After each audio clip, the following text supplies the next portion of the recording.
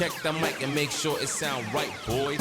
Hey there, everyone. I'm Random Extra, back with another episode of Wellspring Immigration's 5 for 5. They say good things come in threes. This is our third episode, so I guess we're now a thing.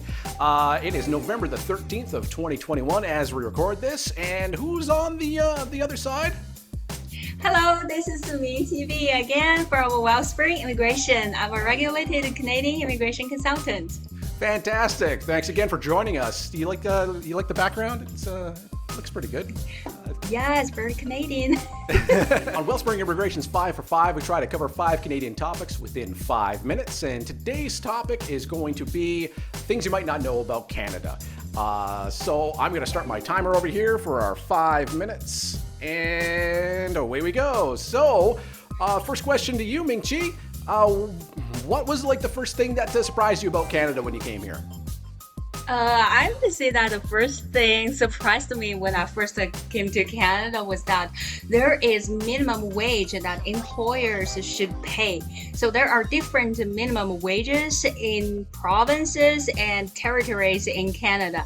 So for example, in Alberta, it's $15 per hour. In BC, it's $15.20 per hour. So if your employer pays you less than the minimum hourly wage, you can file a complaint with a provincial government, and they will help you to investigate and help you to solve the problem. The reason it surprised me is because that there's no minimum wage in China. Employers, pay employees as little as possible. Yeah. That's unfortunate.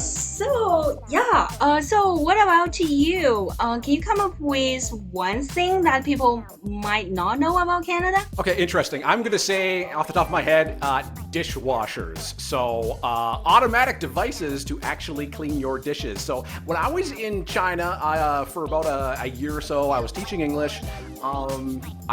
The first place that I went to in my first apartment, no dishwasher. Second place that I went to, no dishwasher. So in Canada, there's dishwashers like everywhere. If you want to have a really successful relationship with your significant other, have a dishwasher. That way you're not fighting over who has to do the dishes.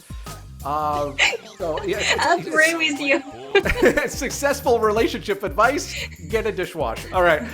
Moving on. What's something else that you found that to be interesting? I'm going to talk about bins. So here's the story. So when I moved into my new house, I received 3 giant bins from the city.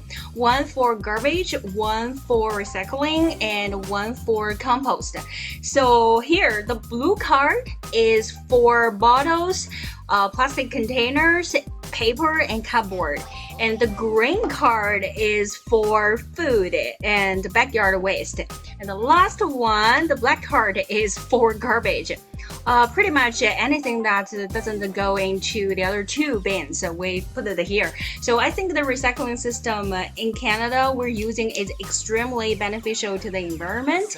So every city should try this, as it helps to reduce the amount of garbage, right? So when I lived in China, we didn't separate the garbage. And I'm glad to say that some big cities are working at changing this now to help protect the environment. Yeah, so that's another thing.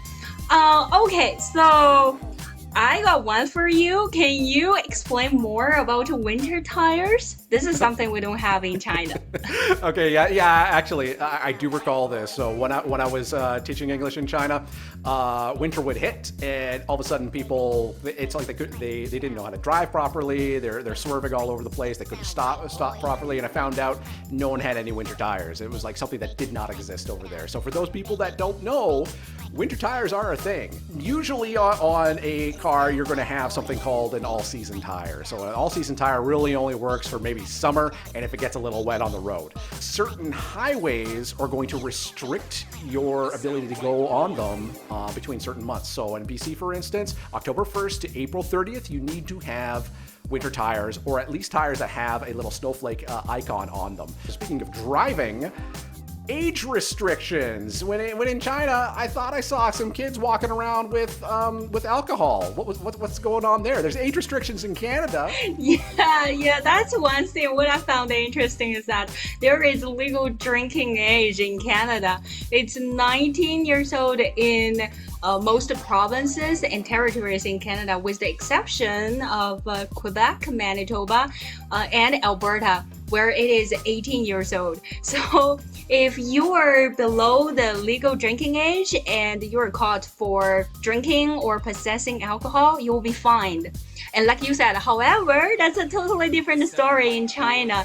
And I think a lot of people actually have the memory of holding a bottle of alcohol and walking back home from the corner store, as it is very common that parents ask us or children to go out and buy alcohol for them. And if that happened over in Canada when I was young, I think I'd probably be stopped by the police fairly quickly. Right, yeah. And one more thing, because when people live in Canada, when you want to go to a liquor store and buy alcohol, make sure you bring your ID, because they will check. It happened to me. That's fantastic advice. Okay, we're out of time for another episode of Wellspring Immigration's 5 for 5. So I'd like to say thank you very much, all our viewers and or listeners that tuned in. And Mingqi, thank you very much. Thank you for having me. Thank you, everyone. Fantastic. So if you have any questions or comments, all those people that have watched or have been listening, you can just leave that below, or you can visit our website at wellspringimmigration.ca. For Wellspring Immigration's 5 for 5, I'm Random Extra saying thank you very much for tuning in for another episode. Oh, okay, we'll stop.